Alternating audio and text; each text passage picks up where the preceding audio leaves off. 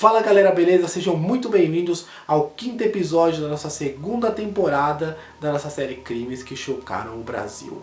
No vídeo de hoje eu contarei para vocês um crime emblemático, um crime que marcou a história do nosso país. O crime de Suzane von Richthofen, uma moça de classe média alta que no dia 31 de outubro de 2002, com a ajuda de seu namorado e do irmão dele, assassinaram os pais a sangue frio. Uma moça que falava 3 idiomas e tinha um futuro promissor pela frente. O pai dela tinha planos de mandá-la estudar fora do país, só que acabou optando por seguir o caminho errado. No vídeo de hoje entenderemos tudo desse caso, então vamos começar. O crime. Esse crime aconteceu aqui na cidade de São Paulo. De início a polícia pensou que era um latrocínio, um roubo seguido de morte. Alguém teria entrado na casa aí dos Richthofens, teriam roubado o que eles tinham aí de mais precioso, suas joias e tudo mais, e depois assassinaram eles e foram embora. Talvez alguém que não gostasse do casal, alguma rincha que o casal tinha. Isso aí era o que a polícia sabia de início. Só que algumas atitudes da Suzane acabou levantando algumas suspeitas para o lado dela. A primeira delas foi logo quando o policial falou para ela, olha, seus pais estão mortos e tudo mais. Ela, tá morto? Então tudo bem, como é que eu faço agora? O que eu tenho que fazer? Por naturalidade do mundo, como se tivesse matado uma formiga, sabe? Uma coisa que não é normal. Isso já o policial começou a levantar aí algumas suspeitas, né? Então galera, o que eu tenho para falar para vocês de início é isso. A notícia que a polícia tinha, a informação que eles tinham antes de começar as investigações é que era um latrocínio, um roubo seguido de morte. Então vamos aí entrar na questão da investigação agora. Vamos lá.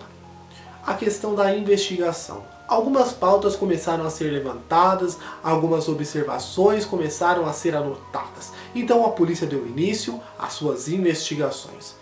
O começo de tudo. A casa não tinha sinais de arrombamento. Então quem entrou lá tinha a chave da residência. Os policiais então entrou em contato com os vizinhos, né? E falaram, olha, e aí, alguém pulou aí, né? Conversando com os vizinhos negaram, falaram que não, também não ouviram nenhum tipo de barulho. Então já descartaram qualquer hipótese de ter pulado pelo quintal ou algo do gênero. Alguém entrou pela porta, então quem entrou lá tinha a chave do imóvel. Outra coisa também, o casal estava deitado, foram assassinados na cama, né? Aparentemente estavam dormindo, não tiveram como se defender, só que tinha alguns pontos no quarto que eram estranhos. Por exemplo, tinha uma jarra no móvel, né, do lado direito, se eu não me engano, só que não tinha um copo. Então quem leva uma jarra para o quarto sem o copo? Então isso a polícia já começou a se questionar. A casa estava tão organizada que nem parecia que alguém vivia lá. Tudo estava nos seus mínimos detalhes, nada foi mexido. Só que não precisa nem ser um CSI da vida para saber que um latrocida ele mexe na casa inteira para procurar onde estão as coisas, a não ser que ele saiba onde estão as coisas que ele está procurando. O único ponto mexido da casa era o escritório do pai, que tinha alguns documentos e uma maleta com muitos dólares e também muitos euros, e aquela maleta ela foi cortada com uma faca de cozinha, e esse dinheiro foi levado embora. Então roubaram o dinheiro. No quarto dos Richthofens, tanto da Marísia, que eu acabei não citando no vídeo, mas ainda a Marísia, que era a mãe da Suzane, ela era uma psiquiatra, né? Uma psiquiatra bem renomada na região. O Manfred, ele era um engenheiro também, né? Que era muito respeitado.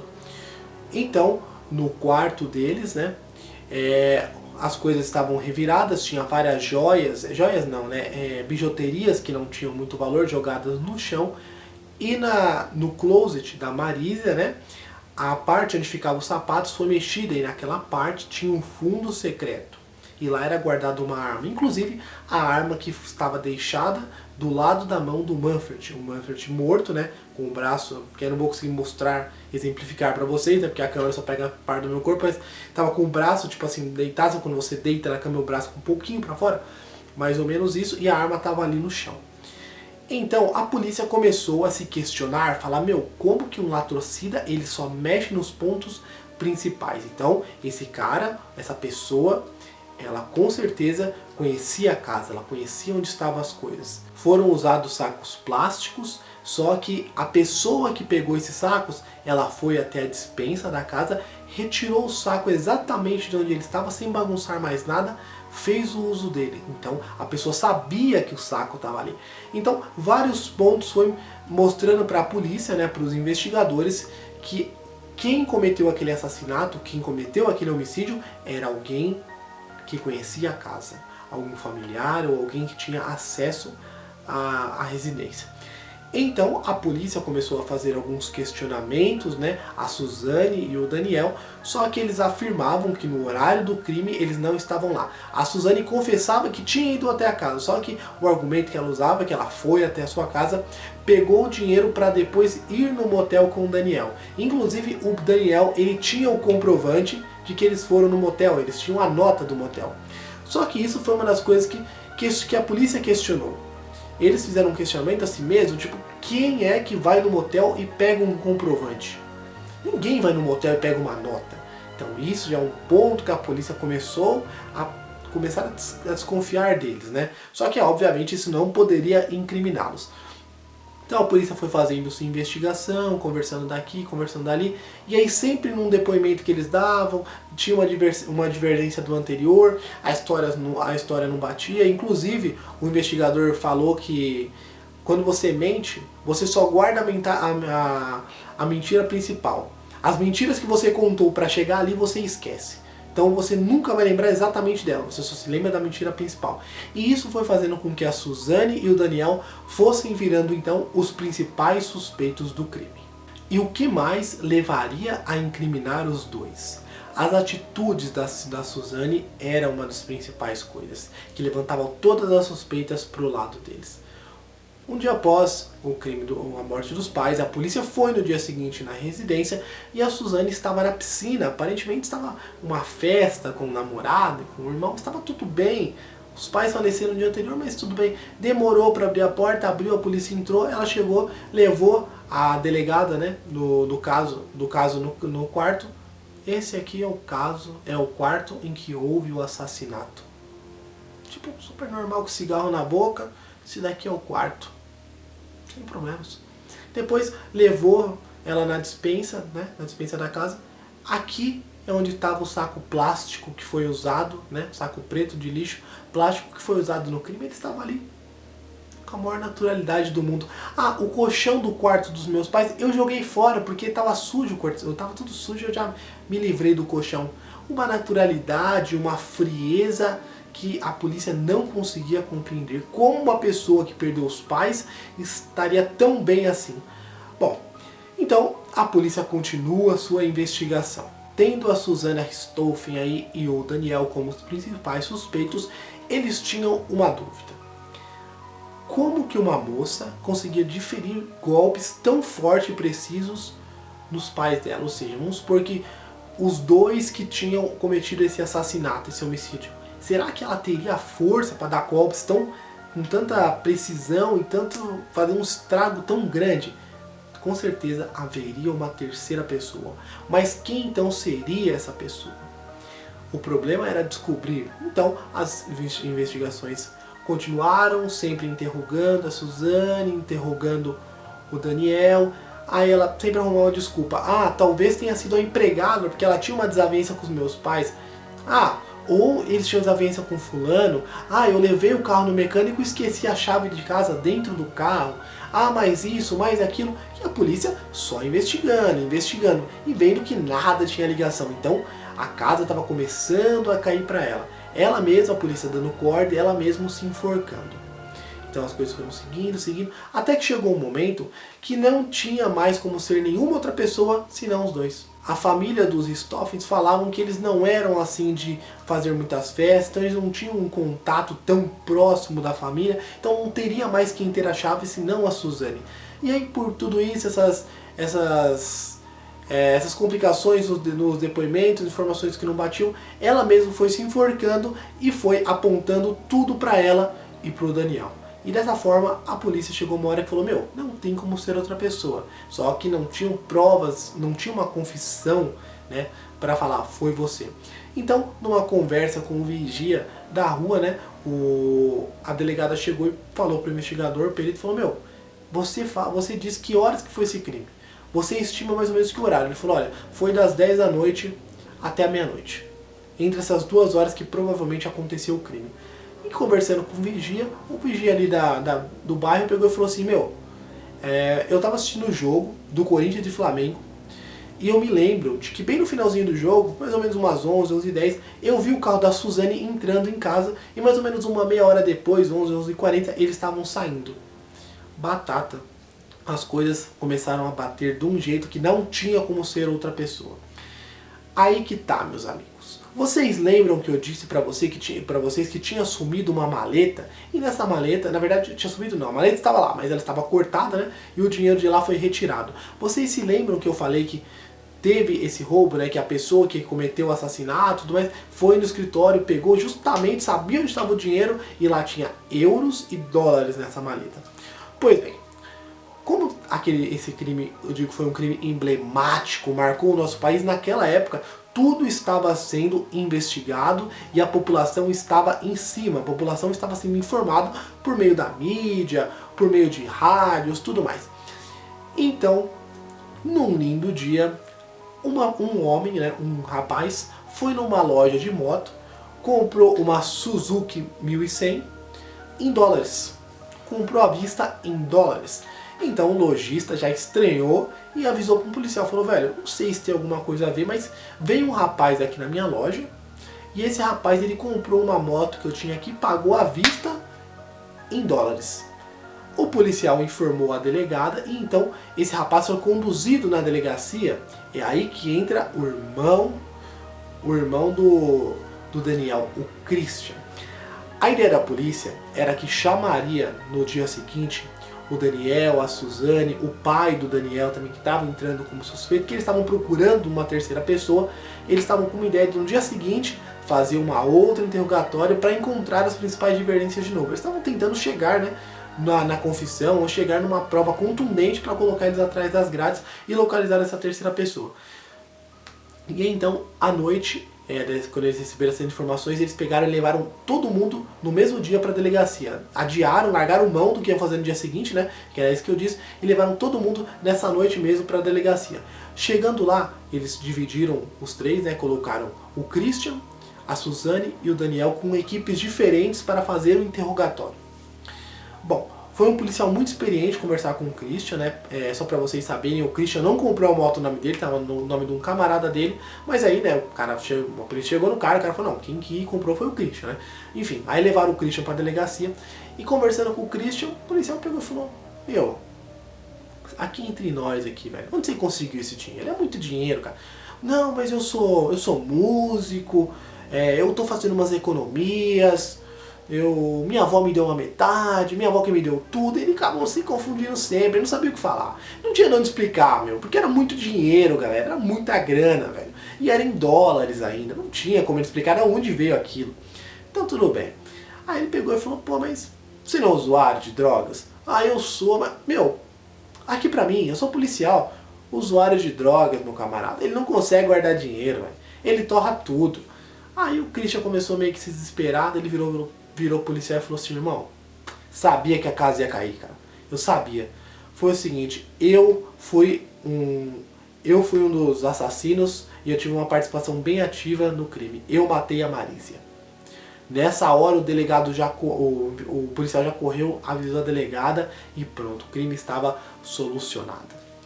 Acharam os 3 participantes, a Suzane, o Daniel e o Christian. Na confissão dele, ele contou como foi o crime. Chegaram na casa a Suzane, o Christian e o Daniel, certo? A Suzane entrou primeiro, chegando lá, os pais iam dormir cedo, então ela tratou de ver se estavam acordados, olhou e falou, meu, pode subir que tá livre. Então ela deu o sinal, eles subiram. Um bastão, subiram e começaram a entrar devagar no quarto, começaram a diferir golpes, né? Golpes contra os dois. E, meu, bem assim, pesado, não vou colocar as fotos pra vocês, mas, meu, as fotos são bem pesadas, de verdade. E, meu, mataram os dois ali na paulada.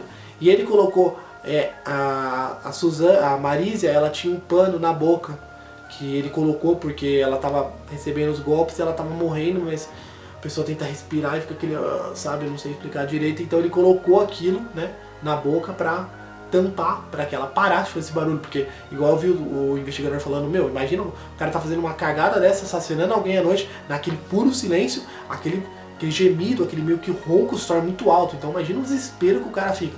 Aí ele colocou isso daí nela, né, então, e eles cometeram o assassinato dessa forma. E depois eles tentaram ali disfarçar, né, um latrocínio, colocando a arma que tinha ali no fundo falso do closet, perto do Manfred, né, pra meio que falar, foi um latrocínio e tudo mais, olha a arma aí, né, e começaram a espalhar falsas joias pra casa, tudo. Mas a casa estava muito em perfeito estado para ser um latrocínio, entendeu? Então, não tinha como, galera. Então, depois de ter assassinado os Richthofen, eles disfarçaram o ambiente para que parecesse um latrocínio, que é um roubo seguido de morte, né? Roubaram tudo que tinham que roubar, as joias, né, da Marísia, o dinheiro do Manfred que ele guardava no escritório para um caso de emergência, os dólares, os euros. E aí depois que entra a questão do motel. Então a Suzane e o Daniel foram até o motel, entraram, né, ficaram um tempo, pediram um comprovante, né, para mostrar que estavam lá. E aí então pegaram o irmão dela, acho que é Andreas o nome deles, caso eu falar errado coloco aí, mas acho que era o Andreas que fala.